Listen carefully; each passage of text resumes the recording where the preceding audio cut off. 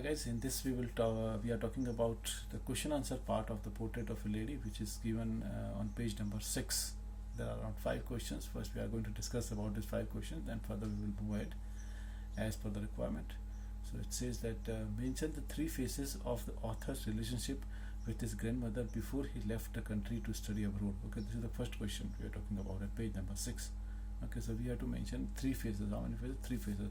So the first phase was the period of the author's early childhood. Okay, during this phase he used to live with his grandmother in the village. The grandmother used to take care of him. She was also taking him to the school. Okay, accompanying him to the school, I can say, and both had a good relationship or a good friendship with each other. Okay, this is the first phase. Second phase was the time when the author and his grandmother moved to the city to live with author's parents. Okay, and this was the turning point in their friendship, because now they saw each other very less. They were not able to meet daily. Okay, and if you will talk about the third phase, okay, so the third phase was the time the author joined the university. Okay, he was given a room of his own, and the common link of the friendship was snapped. The grandmother turns a wheel spinning and reciting prayers all day long. Okay, so this was the third phase when the author went to the university, and this bring a big change in their relationship. Okay, now the next one is about question number 2. I am talking about. It is mentioned the 3 reasons why the author's grandmother was disturbed when he started going to the city school. Okay, so there are certain reasons for it. Okay, we will discuss. The reason number 1 was she could not help him with his lessons in the English and science and other difficult subject, because the grandmother has not studied this kind of subject, so she was finding it difficult to cope with that.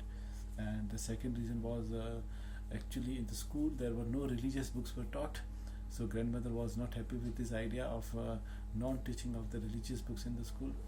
And third reason was the music. The grandmother did not like the music lessons which were given at the school. She considered music is not suitable for the people. Yeah, okay, and especially it is meant for the people with the low dignity. That was the grandmother's thought.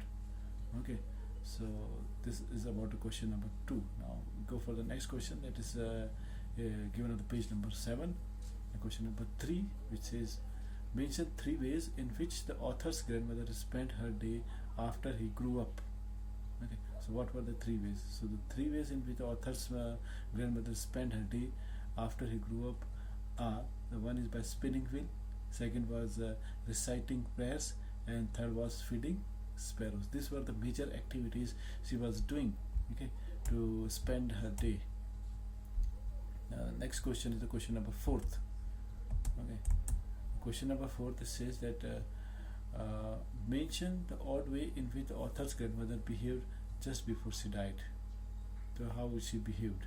So the grandmother told the family that her end was near. She can foresee that, she can predict that. That is why she has already told to the parents.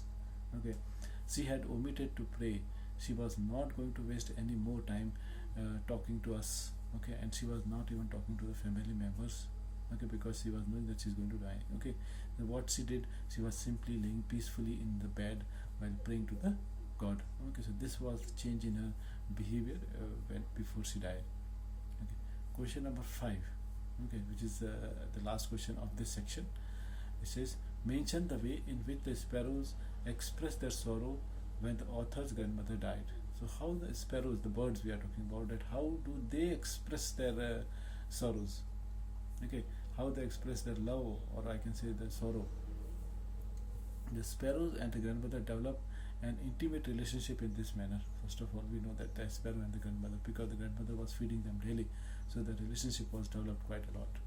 Now, when the grandmother died, thousands of sparrows expressed their sorrow by sitting scattered in the veranda in mourning while grandmother's dead body lying there.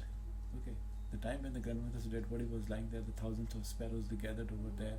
Okay, they were chirping, and they were mourn actually, not chirping, but they were mourn. They were not chirping that particular day. Other day they chirped, but that particular day they did not. Okay, so this is how they express their agony. Author's mother threw some piece of bread, but they did not even eat them. This is the another point.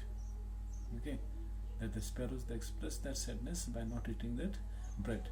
Okay, now When they carried the grandmother's body, they flew away quietly, and all the birds, the time when the body was taken away, so all the birds they flew away. Thus, the sparrows shows their, or I can say, they paid their tribute to the grandmother in a very unique manner. Okay, so thank you very much. These are the first 5 questions. Remaining question we will discuss in the next video. Thank you very much.